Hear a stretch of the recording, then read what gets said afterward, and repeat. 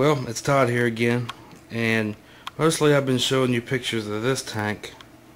This is my 10-gallon goldfish tank I started about 40 days ago.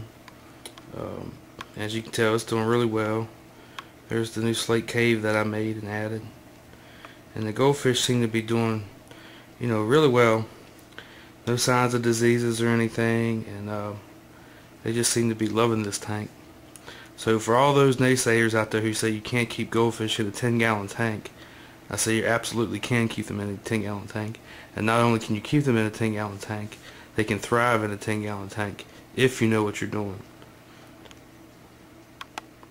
But now I want to show you some video of the next tank that I'll be setting up.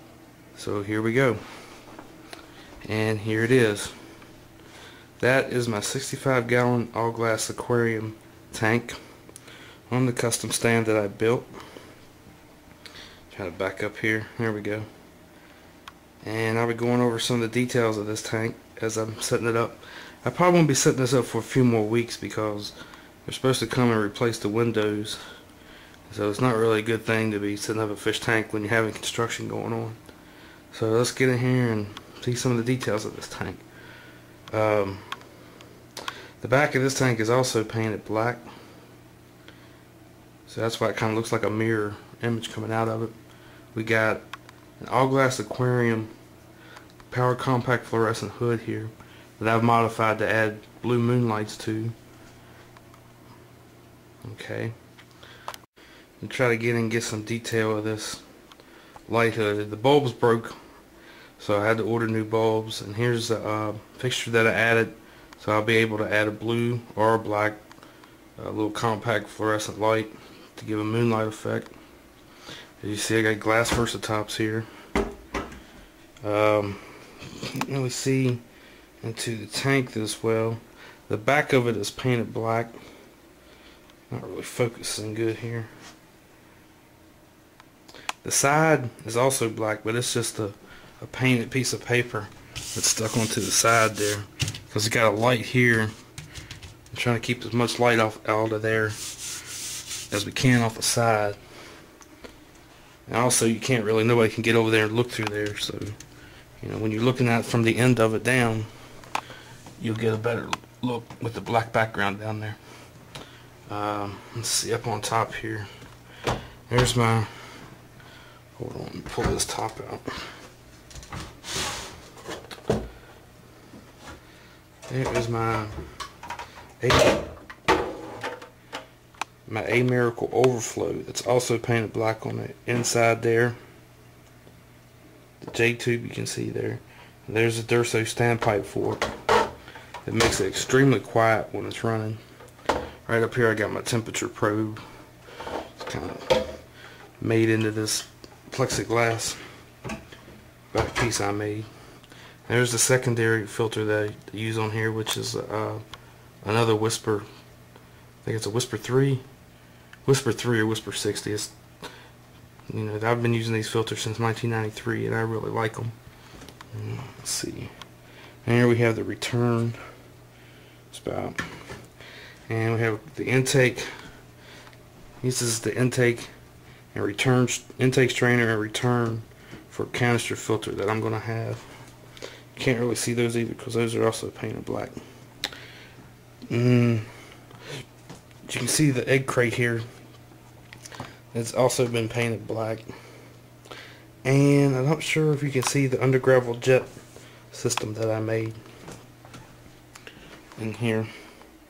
I'll try to get another video up when we got better light in here. Okay, now we're going to go down underneath the tank and take a look and see what we got. Before we go on here, let me show you a little trick. I don't know if you have cats like I do. They like to jump on top of the tank, and these lights that don't, they just sit up here, they can knock them around. That's how the bulbs got broken in this light. The cat jumped up on there and it ended up knocking the light off and broke the bulbs. But here's a trick I came up with. You just take some of those Velcro squares, get you a piece of Velcro here, and sort of Velcro the hood, the light hood, to the tank. Hold on. Let's see, once you get that Velcro down, cat can jump up there and knock into it. You can't really knock the light off anymore. You have to be a pretty strong cat to knock that off. Alright, let's go take a look down here underneath in the stand. Okay, what we got under here is a DIY trickle filter.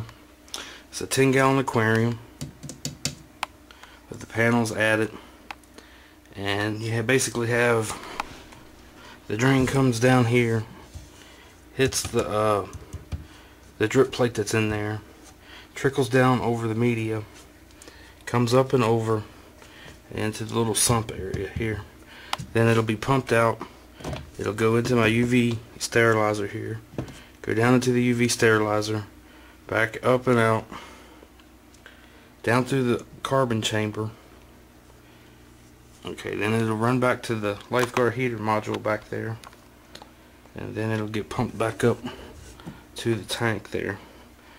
And I don't know if you can see it there, my temperature probe down there. So that's pretty much the filtration system. I've used this before. I've had this set up before and it worked fantastic. It's just that I moved and never set it back up, and it's been sitting around, and so I decided to get it back up and running.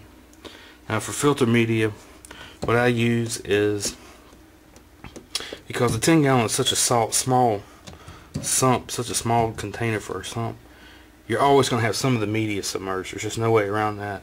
You know, if you had more space in here and a bigger trickle filter, you could keep the biological medium out of the water completely, which is the best way to do it. But like I said, if you got these 10-gallon sumps that are just too small, you can't really get the media up out of here. And this is a custom stand. It doesn't really have that much room in there. So what I use is cut up 2-liter pop bottle media on top of that. That's all it is cut it into strips, so you can run it through a paper shredder, and that can act as your biological media. And down at the bottom I got about 2 inches of ceramic media there, and of course there's a drip plate there. I don't know if you can see the drain come in and all that, but that's pretty much the filtration system. I do really like the UV sterilizer and a lot of carbon, because I just think that it makes the water just super absolutely just super clear. And I think that's one of the keys to that, is UV sterilizer and carbon. And you know, some people, they say, you know, don't use carbon, or it takes trace minerals and all of that, but I don't really think that's such a big deal. So that is my stand with my trickle filter there. There's the valve. You can adjust the flow rate on the pump, but you have to get a new pump because they got burned up too. So basically I'm waiting on the pump and the lights.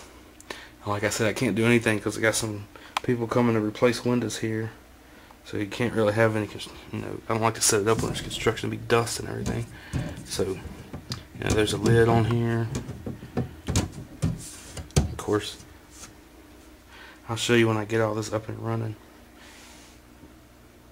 So that is my 65-gallon all glass aquarium that I cannot wait to set up. And you all will be taking the journey along with me when I do set this up.